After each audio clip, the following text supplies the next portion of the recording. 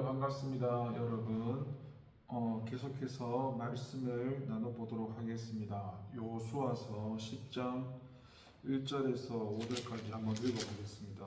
그때에 요수아가 아이를 빼앗아 진멸하되 여리고와 그 왕에게 행한 것 같이 아이와 그 왕에게 행한 것과 또 기브온 주민 이스라엘과 화친하여 그 중에 있다함을 예루살렘 왕 아도니 세덱이 듣고 크게 두려워하였으니 이는 기브온은 왕도와 같은 큰 성임이요 아이보다 크고 그 사람들은 다 강함이라.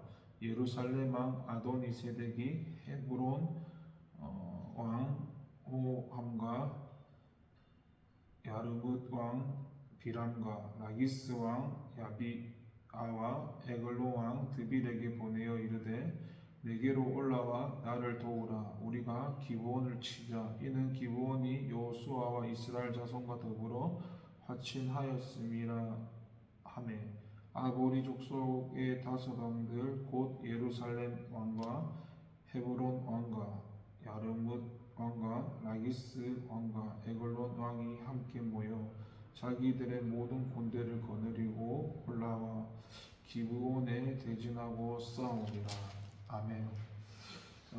방금 읽었던 이 10장 1절에서 5절 말씀 본문이 이 가나안 남부 지역 정복 전쟁의 발단이 된 이 아모리 족속 동맹군의 이 기브온 공격에 대해서 보도하고 있는데요.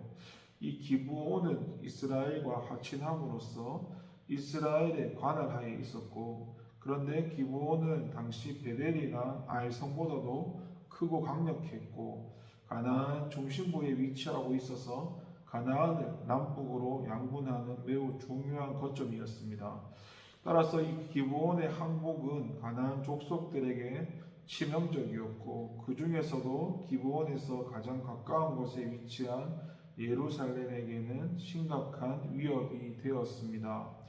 이에 예루살렘 왕 아도니 세덱은 자신이 속한 아모리 족속의 다른 지역 성읍들로 더불어 군사 동맹을 맺고 이스라엘을 대적하기에 앞서 먼저 배신자이자 가나안의 주요 거점에 위치한 기브온을 응징함으로써 자신들의 위협을 제거하고자 한 것입니다. 이러한 사실은 악의 무리도 자신을 배신한 자를 그냥 놔두지 않는다는 것을 보여주고 있습니다. 세상에 속했던 자들이 하나님께로 돌아올 때 세상으로부터 온갖 환난과 핍박을 당하는 것도 같은 성격인 것입니다.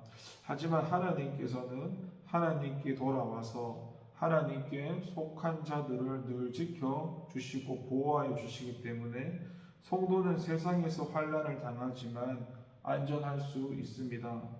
오늘 본문 가운데서 1절 말씀을 한번 나눠보자면 성도들이 세상 사람들에게 있어서 주목의 대상이라는 것입니다. 1절을 보면은 예루살렘의 왕 아도니 세덱은 하나님의 사람 여호수아의 승승장구하는 과정을 모두 들어서 알고 있었습니다. 그는 여리고 전투에 대한 소식도 알고 있었고 아이성 전투에 대해서도 들어 알고 있었습니다. 그리고 기브온이 이스라엘과 화친한 것도 알고 있었습니다. 이러한 사실이 보여주듯이 하나님의 백성이 하는 일은 주위에 소문이 나게 되어 있습니다. 굳이 하나님의 일이 아닐지라도 소문이 나는 일이 많이 있겠지만 하나님의 백성의 일은 특별히 더 그렇습니다. 사실 하나님을 믿지 않는 자들은 웬만한 사건에 휘말려도 그리 큰 구설수에 오르지 않습니다만 하나님을 믿는 사람은 조그마한 잘못을 범해도 곧바로 특종으로 다루어지고 그로 인해 하나님을 믿는 사람들 모두가 사람들의 도마 위에 오르게 됩니다. 반면 세상 사람들은 하나님을 믿는 사람들이 사랑을 베풀고 구제하는 활동들에 대해서는 아주 당연하게 받아들이고 있습니다. 그것은 세상 사람들도 사랑의 실천을 하나님을 믿는 사람들에게서 보여줘야 할 당연한 모습으로 생각하고 있기 때문입니다.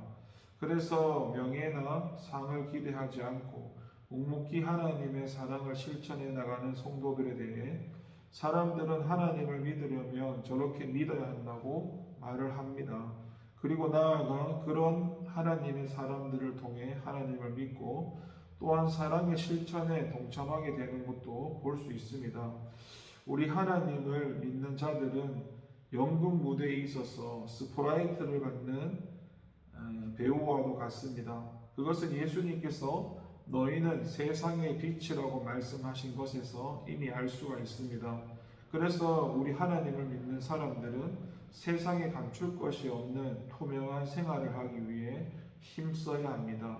그리고 그것은 우리가 하나님 앞에서 바르게 살고자 몸부림칠 때에 자연스럽게 이루어지게 됩니다.